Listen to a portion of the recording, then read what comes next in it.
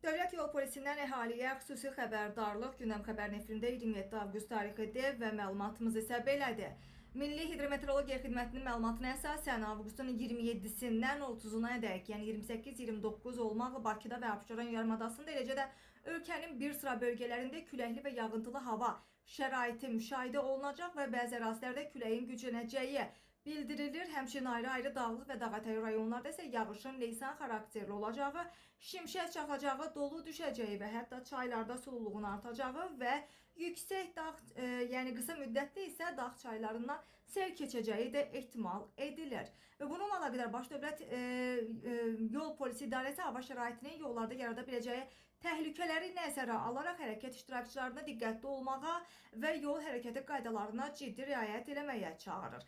Sürücülərə yağıntılı hava şəraitində sürət həddini və yol hava şəraitinə uyğun seçmək və ara məsafəsini artırmaq, qəfil və sərt manevrlərdən çəkinmək, eyni zamanda ötmə zamanı xüsusilə ehtiyatlı olmaq tövsiyə olunur.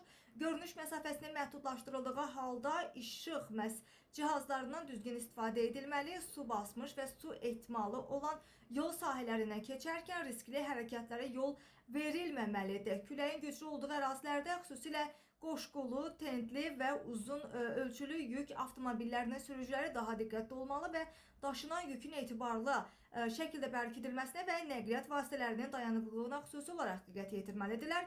Piyadalar isə yağıntılı və külək, yəni hava şəraiti ilə əlaqədar görmə imkanlarını məhdudlaşdıra biləcəyi nəzərə alınaraq yolu yalnız müəyyən olunmuş yerlərdən və təhlükəsizliyə tam əmin olduqdan sonra keçmək tövsiyə olunur və Baş Dövlət Yol Polisi İdarəsi bütün hərəkət iştirakçılarının dəyişkən hava şəraitini düzgün qiymətləndirməyə, yollarda diqqətli və məsuliyyətli davranmağa xüsusi olaraq çağırır.